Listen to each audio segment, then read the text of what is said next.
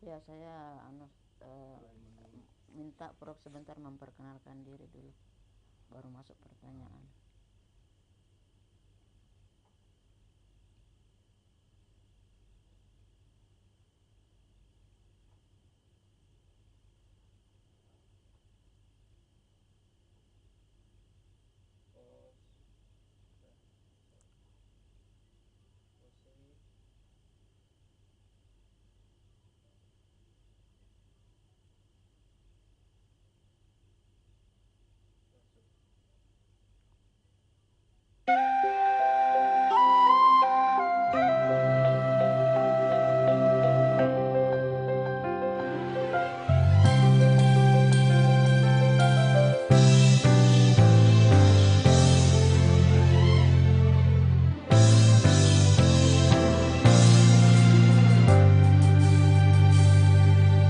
Hari esok berawal hari ini,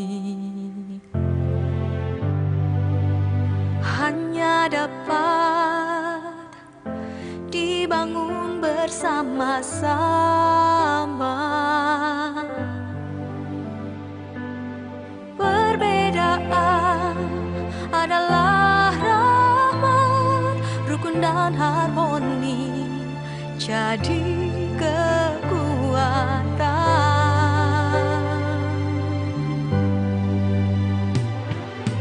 Kita bersaudara, saling terima apa adanya. Mari gandeng tangan, capai indahnya damai negeri tercinta. Mari saling hargai, saling peduli dan mencintai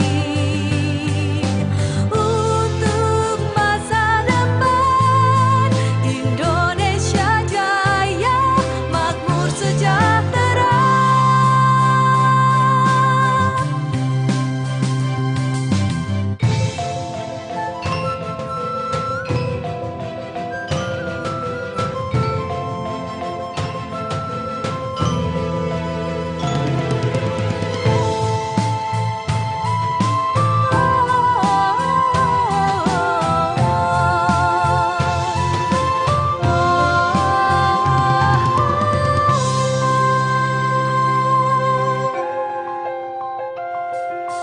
Hari esok berawal hari ini,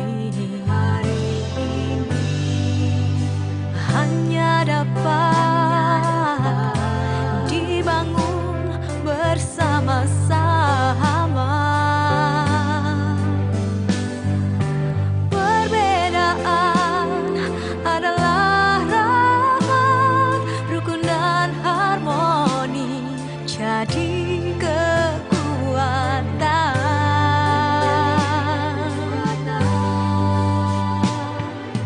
Kita bersaudara, saling terima apa adanya.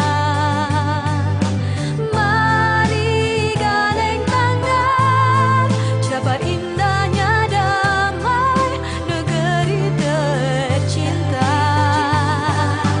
Mari saling hargai, saling peduli dan mencintai untuk masa depan Indonesia jaya, makmur sejahtera.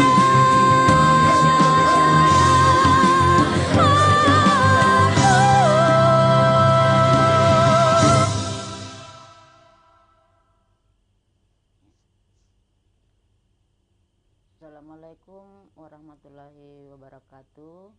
Salam sejahtera untuk kita semua. Salam Rahayu. Om Santi Santi Om. Kuru Sumange. Salam Pancasila. selamat ya untuk sore ini kita akan mengikuti lagi rangkaian Sipakatau Gotong Royong, gerakan kebudayaan dari Sulawesi, dalam hal ini forum literasi. Kita akan berbincang dengan narasumber Prof. Sopyan Salam, PhD, seorang akademisi dari Universitas Negeri Makassar, di mana kita akan berbicara tentang hidup dan karya seorang pelukis fenomenal Sulawesi Selatan, yaitu Bapak Ali Walangadi. Sebelum saya bertanya tentang seputar karya dan kehidupan almarhum, mungkin saya mempersilahkan kepada Prof. Sopyan Salam untuk memperkenalkan diri terlebih dahulu, hal-hal yang khusus mungkin dalam hal-hal kesenian dan lain sebagainya.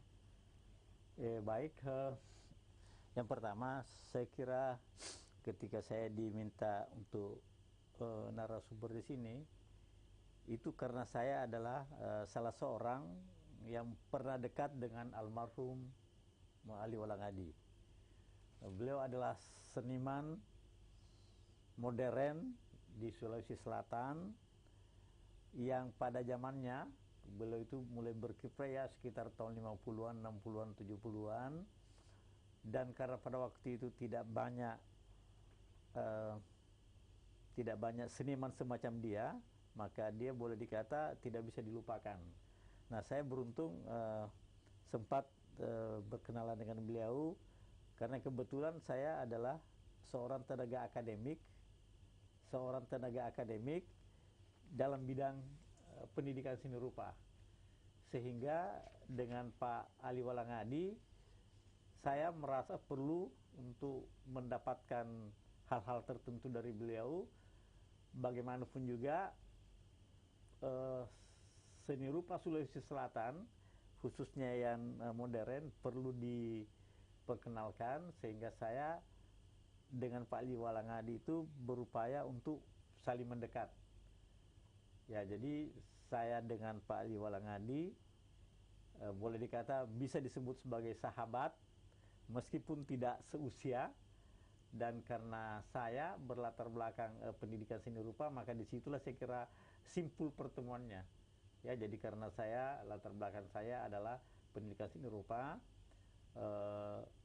sejak awal menjadi tenaga pengajar di Fakultas Seni dan Desain, waktu itu masih IKIP, kemudian baru menjadi Universitas Negeri Makassar. Ya, jadi sampai sekarang ini alhamdulillah tanpa terasa sudah menjelang masa purna bakti. Ya. Terima kasih, Prof. Ya, kalau seperti itu memang bahwa di dalam perjalanan waktu kita melihat bahwa seni itu memang sesuatu yang istimewa, dalam makna bahwa ada pemilih mengatakan bahwa hidup itu singkat tapi senilah yang abadi. Nah, ini saya kira bagian dari perbincangan kita bahwa meskipun seniman itu sudah meninggal, jika meninggalkan banyak karya, maka itu akan masih menjadi perbincangan kita dan diandaikan bahwa karya itulah yang hidup. Sehubungan dengan penjelasan Prof tadi bahwa ada interaksi ya antara Prof sebagai seorang akademisi dengan Pak Ali Walangadi sebagai pelukis, bagaimana kira-kira menurut Prof perjalanan waktu yang kurang lebih 40 tahun itu dalam berkesenian, khususnya seni rupa, Pak Ali Walangadi dalam perannya sebagai seorang seni rupa, baik mungkin dari segi lokal maupun secara nasional, Prof? Baik, saya pertama kali mengenal Ali Walangadi itu pada tahun 71. Iya. Mengapa saya kenal beliau? Karena beliau itu tercantum sebagai salah seorang dosen yang harus mengajar dalam mata kuliah yang saya tempuh di program S1. Waktu itu belum disebut S1 ya, disebut program sarjana muda. Tetapi apa yang terjadi? Ternyata Pak Ali Walangadi tidak pernah masuk kelas. Ya, jadi saya kenal nama, tapi belum kenal orangnya. Tidak pernah beliau masuk ke kelas. Belakangan baru saya sadar bahwa oh ternyata Pak Ali Walangadi itu adalah seorang seniman yang tidak banyak berteori. Artinya dia seniman lebih cocok mempertunjukkan bagaimana dia keahliannya daripada berbicara secara teoritis mengenai seni lukis. Nah, itulah sebabnya meskipun Pak Ali Walangadi mengajar di tingkat sekolah menengah, tetapi di sekolah menengah itu lebih banyak saya kira mendemonstrasikan keahliannya ketimbang berbicara secara teoritis. Nah, jadi di situ saya menyadari bahwa oh Pak Ali Walangadi ini sengaja tidak masuk karena merasa dia bukan pilihan yang tepat untuk menangani mata kuliah itu yang banyak berkaitan dengan teori-teori seni. Nah, setelah saya bertemu baru saya tahu bahwa oh, ternyata memang beliau adalah seniman yang bekerja, ya melukis yang tidak banyak berteori. Nah, padahal untuk menjadi dosen di perguruan tinggi seni itu harus banyak berteori. Nah, beliau itu termasuk bukan tipe seperti itu. Saya tahu betul bahwa Pak Ali Walangadi itu sejak beliau masih usia sekolah dasar memang sudah menunjukkan bakat dalam seni lukis, karena beliau pada zaman Jepang pernah menjadi juara menggambar, bahkan juga termasuk juara mengarang pada waktu itu. Nah, Pak Ali Walangadi ini menjadi seseorang yang sangat penting dalam konteks sejarah seni rupa modern di Sulawesi Selatan, karena tidak banyak orang yang mengisi zaman itu. Ya, jadi tidak banyak orang yang mengisi zaman itu. Pada tahun 40-an, 50-an, 60-an, 70-an. Ya, bahkan sudah masuk ke 80-an, tapi 80-an sudah mulai banyak orang lain. Ya, jadi pada zamannya dia memang di situ pemain saya bisa mengatakan 1, 2, 3 orang saja yang mengisi masa itu, sehingga tak tergantikan oleh orang lain, karena dialah yang muncul pada waktu itu. Nah, Pak Ali Walangadi ini adalah seorang kita tahu bahwa beliau itu orang tuanya orang Bugis dan orang Gorontalo. Saya tidak tahu apa ibunya mungkin ibunya orang Gorontalo ya. Kemudian di masa kecil pindah ke Makassar. Kemudian ketika masa kecil sekolah di sekolah HIS ya. HIS. Kemudian sejak itu sudah menunjukkan bakat, dan pada zaman pergerakan kemerdekaan beliau karena keahliannya dalam menggambar sering membuat poster-poster. Sayang sekali ya dokumentasi tentang hal itu kita tidak miliki, sehingga kemudian dia, tapi meski demikian apa yang terjadi pada zaman revolusi terutama di Sulawesi Selatan, beliau mengingat dalam benaknya yang sekali waktu nanti dituangkan dalam karya. Jadi ada karya grafis yang berkaitan dengan periode tahun 45 atau 50-an. Jadi boleh dikata Pak Ali Walangadi itu seniman seni rupa yang tidak tergantikan kalau kita berbicara mengenai sejarah seni rupa Sulawesi Selatan. Iya. Jadi memang ya seniman adalah bisa dikatakan bahwa mata dari zamannya. Ya. Dalam hal konteks misalnya bentuk-bentuk lukisannya yang memang mungkin membangkitkan heroisme nasionalisme kita ketika masa perang, itu mampu ditangkap oleh Pak Ali Walangadi, dan itu saya kira merupakan satu bagian dari peran sejarah yang dia jalankan. Terus kalau misalnya dalam berproses kreatif, Prof, seniman atau katakanlah seorang seni rupa itu kan dia berproses. Menurut Prof, dalam perjalanan proses kreatif itu, apakah mungkin memang ada misalnya tingkat kematangan seorang pelukis atau seni rupa sehingga bisa dia dikatakan bahwa dia menemukan sesuatu di dalam pilihan-pilihan hidupnya itu, Prof? Dan bagaimana Anda, Prof, melihat dari sisi akademisnya, misalnya tingkat estetikanya seperti apa, atau mungkin sudah menemukan sesuatu teori dalam seni kerupaan atau seperti apa itu, Prof? Baik, Pak Ali Walangadi ini meskipun saya sebut tadi tidak cekatan dalam berteori, Iya. artinya lebih tampak sebagai seniman yang menciptakan karya. Dia itu pernah kuliah di Akademi Seni Rupa Indonesia, Iya. meskipun tidak tamat. Iya. Nah, tetapi harus bisa dipahami bahwa pada zaman itu, pada zaman tahun 50-an, tentu jadwal perkuliahan tidak seketat seperti sekarang. Saya saja itu yang kuliah pada tahun 70-an itu belum dikenal istilah semester, masih tahun pertama. Jadi kuliah dimulai pada awal tahun, berakhir di ujung tahun. Jadi boleh dikata Januari sampai Mei relatif itu tidak disiplin pelaksanaan perkuliahan. Nah, bisa dibayangkan pada zaman Pak Ali Walangadi kuliah di ASTRI, dia lebih banyak berkegiatan sebagai seorang seniman sambil belajar, tapi apa boleh buat, beliau tidak sempat menyelesaikan studinya. Nah, dalam konteks itulah dia memiliki kemampuan untuk membuat karya secara naturalis, secara realis, tapi pada saat yang sama karena beliau kuliah di ASTRI, tentu pada waktu itu tahu perkembangan seni rupa pada waktu itu, yang pada zamannya adalah sedang marak-maraknya ekspresionisme. Iya. Ya, jadi dia memiliki dasar pengetahuan naturalistis, realistis, tetapi ketika dia kuliah pada tahun 50-an, sedang jaya-jayanya aliran ekspresionisme, spontanitas, kemudian ekspresi bagaimana ditumpahkan, dan itu tercermin pada karya-karyanya.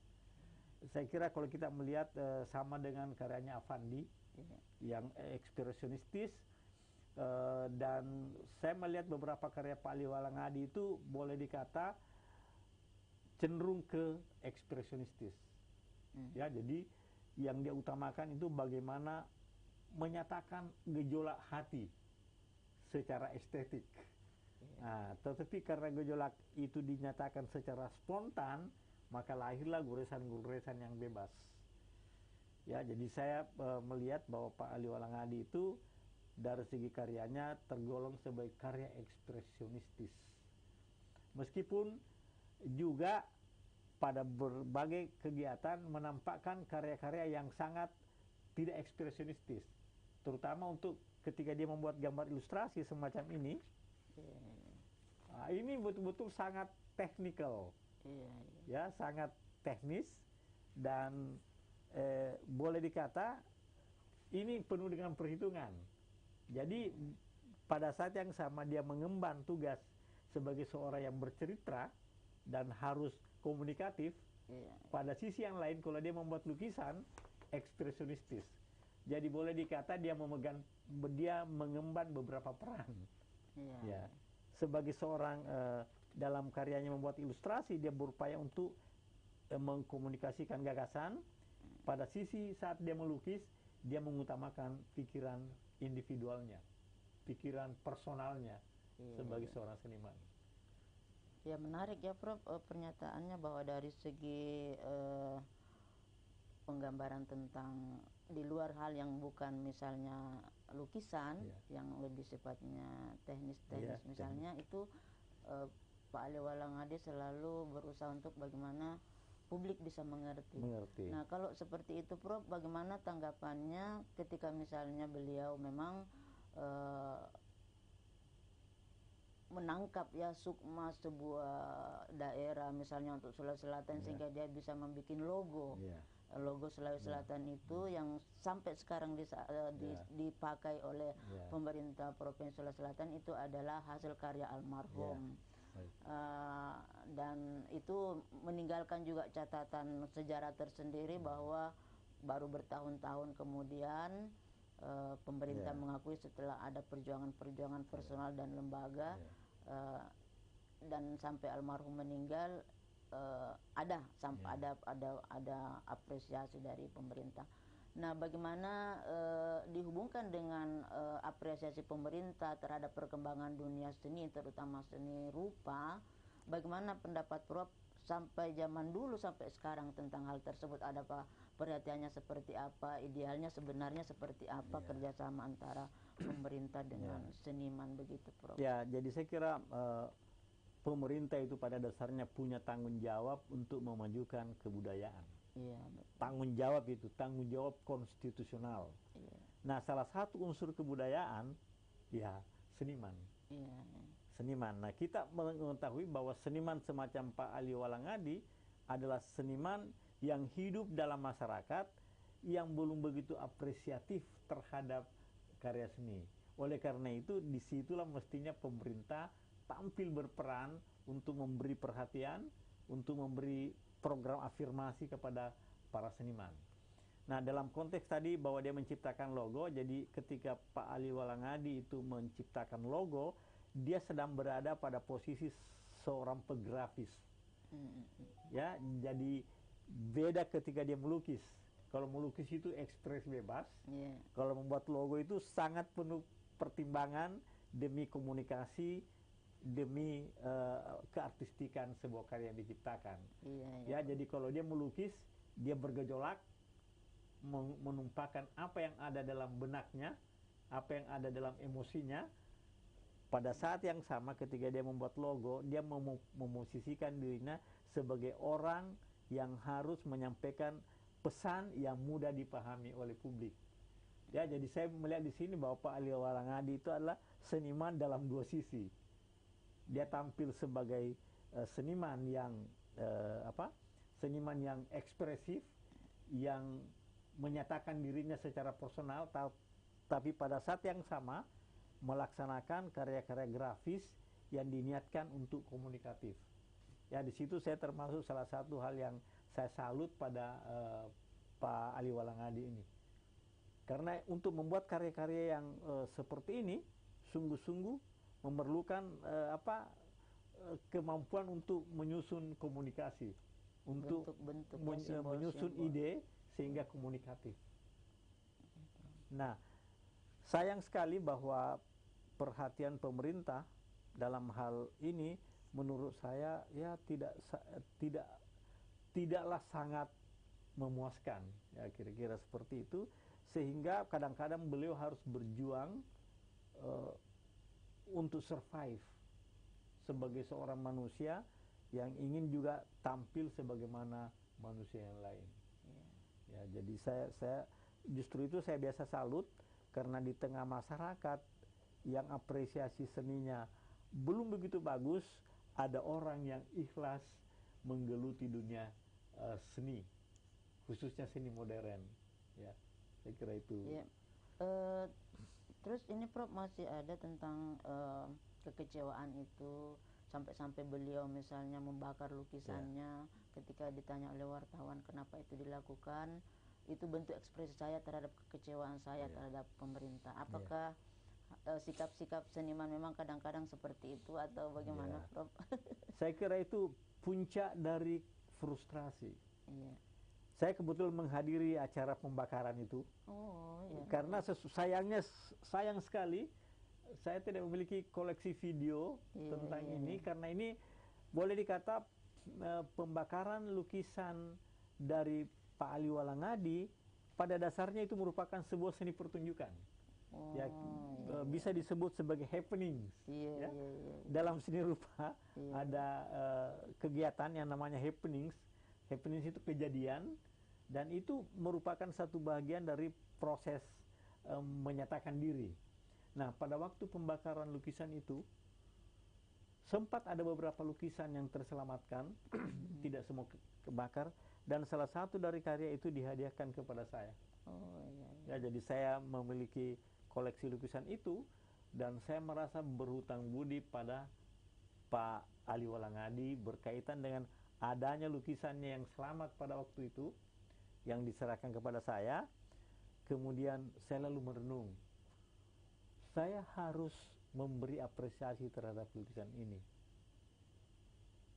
sehingga selalu muncul dalam bisikan hati saya, sehingga pada suatu saat, entah 1-2 tahun sesudahnya, saya datang ke rumahnya membawa amplop yang sekarang saya sudah lupa isinya berapa. Ya, jadi beliau tidak menduga Karena itu saya niatkan dalam hati, dalam bentuk apresiasi saya sampaikan, Pak, ini dari saya. Bentuk apresiasi terhadap itu, sekarang saya lupa berapa isinya amplop itu. Ya, Prof. Ya, tentang perkembangan seni rupa, menurut Prof dalam perjalanan perkembangan tersebut, apakah memang ada yang disebut sebagai misalnya seni rupa lokal atau seni rupa nasional? Apa indikator-indikatornya itu, Prof, kira-kira? Nah, Pak Ali Walangadi ini dalam karya lukisnya dia digolongkan sebagai karya modern yang universal. Ya, jadi tidak mengacu kepada lokal. Tetapi karya-karya grafisnya sangat lokal. Sangat lokal, karena seperti yang saya pegang ini, bagaimana dia menggambarkan peristiwa perang zaman kemerdekaan dalam konteks Sulawesi Selatan. Jadi ini peristiwa di Sulawesi Selatan, ini bisa disebut sebagai karya ilustrasi yang berbasis pada peristiwa lokal. Tetapi dalam hal lukisannya, dia menciptakan karya yang bersifat universal, yang modern. Ya, jadi selalu, maka saya katakan Pak Ali Walangadi itu adalah seniman dalam dua sisi. Dia tampil sebagai seniman modern dengan karya-karya yang universal, yang berlaku secara mendunia. Tapi pada sisi yang lain, dalam membuat karya-karya grafis, dia berpijak pada kebutuhan lokal, pada peristiwa lokal. Ya. Karena kalau kita melihat karya lukisannya, kita tidak merasakan kelokalan di situ. Lukisan, ya. Kita melihat di situ keuniversalan. Jadi ketika dipasang sebuah lukisan dan orang tidak pernah tahu ini lukisan siapa, karena sangat universal. Nah, tetapi ketika melihat karya grafisnya, ini terasa berbasis pada budaya lokal, berbasis pada peristiwa lokal. Ya, jadi itulah sebabnya saya melihat Pak Ali Walangadi ini sebagai seniman seni rupa dua sisi. Ya, dia tampil sebagai seniman modern yang universal karya-karyanya, tetapi pada saat yang sama dia menampilkan karya-karya grafis yang berbasis pada kebutuhan lokal. Dan dia juga sebagai seniman, saya dapat informasi bahwa dia mengajar di SMP dan SMA. Kalau saya tidak salah SMA nasional. Iya, betul. Ya, mengajar di sana, sehingga ya meskipun beliau itu secara akademik bukan lulusan dari IKIP atau perguruan tinggi keguruan, tapi dia melakukan itu dalam kegiatan pengabdian. Iya, bahkan menjadi pendirinya di situ, pendiri SMP nasional. Nasional, ya. Ya, untuk perkembangan seni rupa ya di Sulawesi Selatan, kita lihat bahwa sudah lahir beberapa generasi.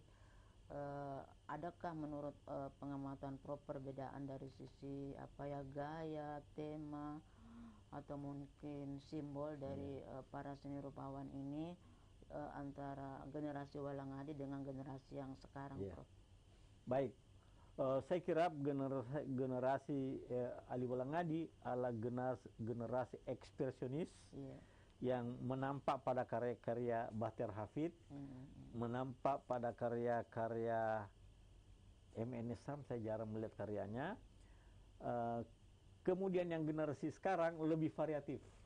Ya, jadi boleh dikata generasi sekarang lebih mengarah ke yang lebih imajinatif, surrealistis, abstrak. Kalau pada zaman Pak Ali Walangadi, zaman di mana ekspresionisme sedang naik daun, terutama oleh karena Affandi yang dipandang sebagai bapak ekspresionisme Indonesia berada pada kurun waktu itu. Ya. Jadi kalau kita melihat yang sekarang lebih variatif, apalagi dengan seni rupa digital. Wah, anak-anak sekarang udah hanya kelemahannya misalnya dalam hal komik, ya. Komikus remaja kita sekarang lebih banyak terpengaruh oleh komik-komik Jepang. Tapi kalau kita lihat anunya Ali Walangadi di sini nyata sekali sangat lokal. Ya, jadi itu yang sangat sedikit agak keprihatinan bahwa komikus kita sekarang sangat terpengaruh pada komik-komik luar. Jadi ini tantangan. Tapi ya itulah, kita akan hidup sekarang dalam dunia global di mana keterpengaruhan itu sangat dalam seni pertunjukan kita melihat sangat dipengaruhi oleh Korea, anak generasi baru. Nah, sedangkan untuk yang pelukis-pelukis atau perupa-perupa modern sudah bervariasi. Hampir tidak ada lagi yang barangkali ekspresionistis kecuali yang sudah tua. Nah, mereka cenderung abstrak, surrealis, dan dan instalasi seni-seni yang tidak lagi seperti zamannya Pak Ali Walangadi. Ya. Untuk perkembangan seni, Prof, terutama seni rupa, kalau kita bicara tentang karya kan kita sebenarnya butuh dokumentasi. Nah, saya pikir kalau kita lihat bahwa kita di Sulawesi Selatan hanya bagian-bagian seperti kegiatan inilah yang bisa membuat kita menghidupkan kembali perjalanan keseniman seseorang dengan membicarakannya. Tetapi dari segi konsep karya itu sudah tersebar dari jejak-jejak sejarah. Mungkin hanya person-person aja yang menyimpannya. Nah, menurut ini kalau kita bicara tentang sesuatu yang ideal tentang perkembangan seni, terutama dokumentasi, apa seharusnya yang harus kita lakukan, Prof, sebagai untuk ini juga untuk menyentuh sisi sisi kepedulian dari pemerintah sebagai penentu dan punya dana untuk mengembangkan seni dari segi mungkin dari segi tempat, galeri dan lain sebagainya, Prof. Mungkin ada pendapatnya, Prof. Ya, saya bersyukur bahwa seni rupa Sulawesi Selatan dari tahun 40-an sampai 2000-an telah saya bukukan. Alhamdulillah. Ya, jadi awal tahun 2000. Nah, saya ingin mengatakan kepada generasi muda, tolong sesudah tahun 2000 lanjutkan. Jadi sekarang sudah ada 20 tahun. Ini yang belum terdokumentasi dengan bagus. Jadi saya dari periode tahun 1940-an sampai tahun 2000 sudah saya dokumentasikan dalam bentuk buku.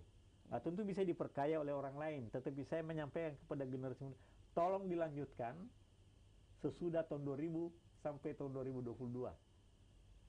Beberapa generasi muda, beberapa akademisi yang masih muda-muda saya sudah sampaikan bahwa tugas saya sudah selesai. Tahun 40-an sampai tahun 2000-an ada, dan itu sudah digital. Ya, jadi bagi siapapun yang ingin mengetahui bisa mendownloadnya secara gratis. Ya. Terus dan saya ingin berterima kasih buku itu pada Dewan Kesenian Sulawesi Selatan, karena boleh dikata buku itu diterbitkan atas sponsor Dewan Kesenian Sulawesi Selatan. Terima kasih kepada siapapun yang telah menjadi bagian dari Dewan Kesenian Sulawesi Selatan yang telah memungkinkan saya menerbitkan buku tersebut. Iya, Prof. Terus ini ada yang mengatakan bahwa seniman itu tidak bisa diciptakan, tapi mereka berproses secara personal.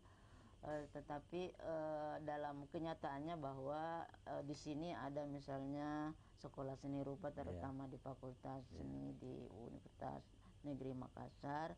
Nah, bagaimana konteksnya peran dari sekolah-sekolah seni rupa itu dalam menciptakan pelukis-pelukis handal, karena biar bagaimanapun mungkin sebagai seorang seni yang memang profesional dan tumbuh secara personal, mungkin lebih ideal jika memang mensinergikan antara dunia ilmu pengetahuan kesenian dengan bakat-bakat atau talenta yang ada dalam dirinya.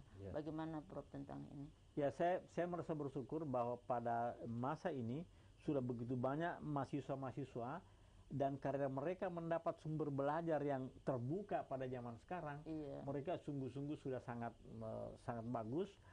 Saya hanya ingin mengatakan bahwa di antara mereka sudah ada yang betul-betul sudah go internasional. Ya, terutama yang terjun pada desain grafis. Ya, mereka boleh dikata telah generasi-generasi sekarang sudah go internasional dalam baru-baru ini kami adakan pameran kerjasama Indonesia-Iran, pameran internasional, dan peserta-peserta dari mahasiswa kami ikut bersama, dan pada umumnya mereka sudah eksis secara internasional, beberapa orang. Ya, tentu selalu saja ada kurva normal, ada yang sangat bagus, ada yang sedang-sedang, ada yang relatif kurang. Tapi dengan banyaknya mahasiswa, maka yang bagus-bagus itu juga sudah sangat bagus lah. Ya, jadi saya optimis ya di masa depan akan tampil perupa-perupa yang hebat dari daerah ini. Ya, pertanyaan terakhir Prof tentang perkembangan seni rupa juga. Bagaimana pendapat Prof yang mengatakan bahwa kiblat seni rupa untuk Indonesia itu selama ini dari dulu sampai sekarang itu berada misalnya di Jakarta, Bandung, Surabaya, Jogja. Apakah kita di Sulawesi Selatan dalam hal kejamanan sekarang di mana sudah teknologi dan memang betul-betul sudah terbuka peluang-peluang untuk jaringan-jaringan, kemudian memasarkan karya sendiri. Apakah dengan seperti itu ada pengaruhnya Prof untuk penyebutan-penyebutan seperti itu? Iya, tapi ada satu hal yang kita tidak punya, fasilitas kesenian. Nah itu ya betul. Gedung kesenian kita nggak punya yang representatif. Iya. Bagaimana orang bisa mengatakan kita menjadi pusat kesenian ketika fasilitas keseniannya dan ingin menjadi kota dunia? Iya, bagaimana menyebut kota dunia ketika tidak memiliki gedung kesenian yang representasi? Coba lihat Jakarta sekarang. Iya betul. Nah, tim misalnya meskipun diprotes oleh seniman, tetapi telah hadir sebagai infrastruktur kesenian. Iya betul. Jadi kita tidak bisa mengatakan kota dunia ketika faktanya infrastruktur keseniannya masih seperti dulu. Ya, jadi saya kira dari segi sumber daya tidak ada masalah. Tetapi kita tidak berdaya ketika orang bicara mengenai infrastruktur kesenian yang memungkinkan seniman kita tampil secara lebih bagus. Saya kira terima kasih kepada Prof yang telah mengemukakan dan banyak menjawab pertanyaan-pertanyaan kita seputar karya dan pelukis Ali Walangadi dalam konteksnya dulu dan kini ya. Terima kasih Prof. Saya kira itulah tadi perbincangan kita dalam hal forum literasi khususnya dunia seni rupa di Sulawesi Selatan, dan kami berharap bahwa apa yang kita sajikan ini bermanfaat dalam hal pengetahuan-pengetahuan dan perkembangan dari segi pengetahuan seni rupa kita semua. Saya kira demikian. Salam ya, Kuru Semangge, salam Pancasila. Terima kasih. Assalamualaikum warahmatullahi wabarakatuh.